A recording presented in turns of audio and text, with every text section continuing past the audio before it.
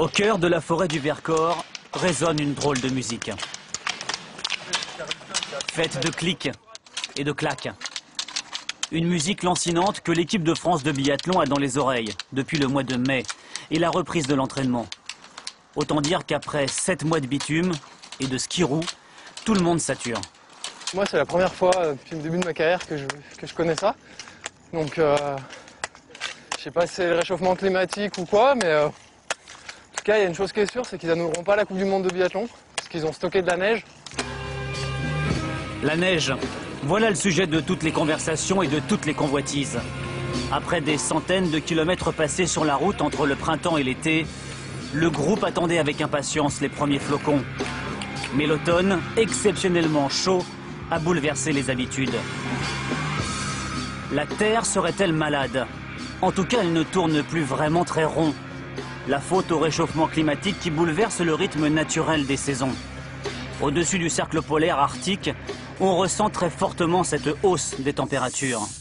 Voilà à quoi ressemble la piste de Levi en Finlande, qui devait accueillir ce week-end la Coupe du Monde de ski alpin. Le relevé des températures anormalement élevé et la masse d'air chaud qui s'étend de l'Afrique du Nord à la Scandinavie sont autant de preuves de ce brutal changement de climat. Au mois de novembre, Levi c'est plutôt ça. Une plaine glaciaire où le mercure affiche facilement moins 10 à moins 20 degrés et où le ski alpin est roi. Ça fait 25 ans que je monte tous les ans en Scandinavie, quasiment au mois de novembre. Et même s'il y a des années où le manque de neige se faisait sentir, il faisait froid. Donc les canons à neige pouvaient produire et on pouvait skier dans de bonnes conditions.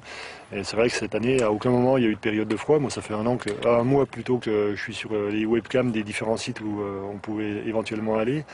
Et sur la météo, et à aucun moment ils ont été en mesure de produire de la neige. C'était toujours des températures positives.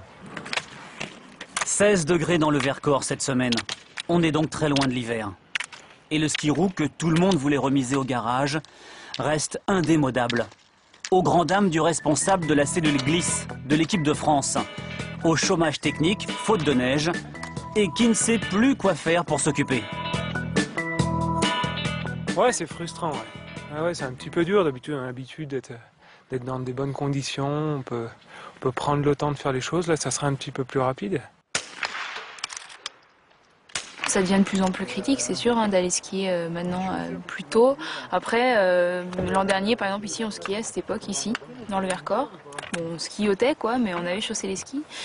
Donc bon, c'est pas un scénario catastrophe, mais on espère que déjà, au moins, il y aurait de la neige sur les courses en décembre.